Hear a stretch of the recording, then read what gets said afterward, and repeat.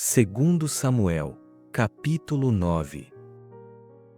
Então Davi perguntou: ainda resta alguém da família de Saul, para quem eu possa fazer o bem, por amor de Jonatas?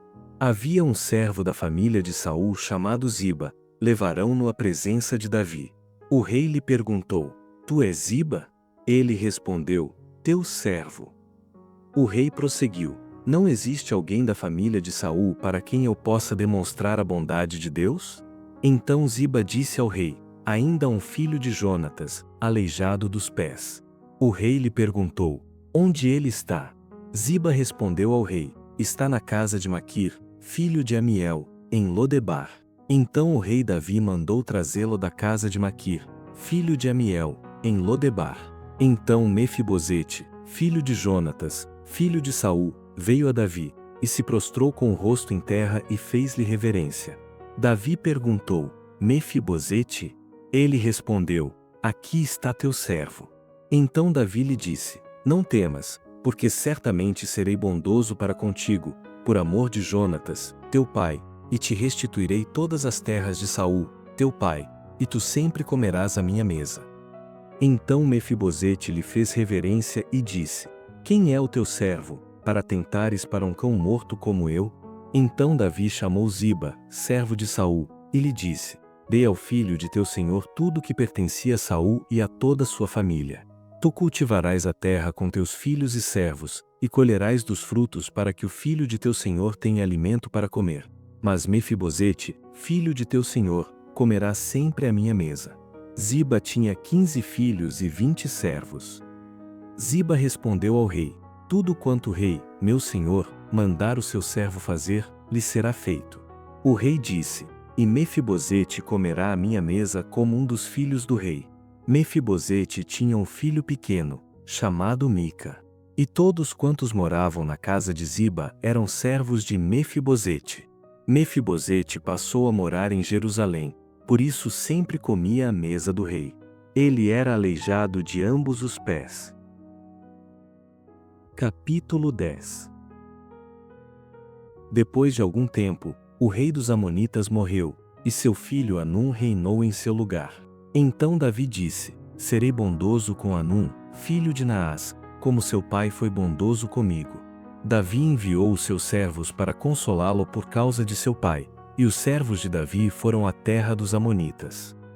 Então os príncipes dos Amonitas disseram a seu senhor Hanum: pensas que Davi te enviou consoladores em honra de teu pai? Na verdade, ele enviou os seus servos para reconhecerem e espiarem esta cidade, a fim de destruí-la.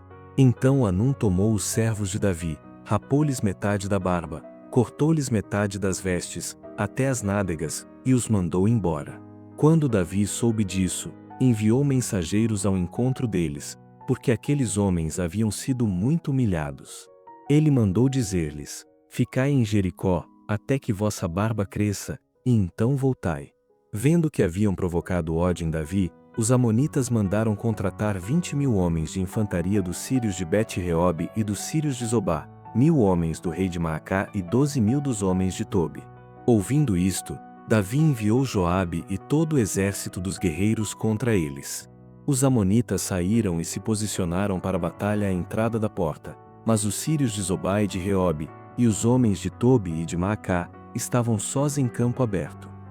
Quando Joabe viu que estava cercado pela frente e por trás, escolheu alguns dos melhores homens do exército de Israel e os alinhou contra os sírios.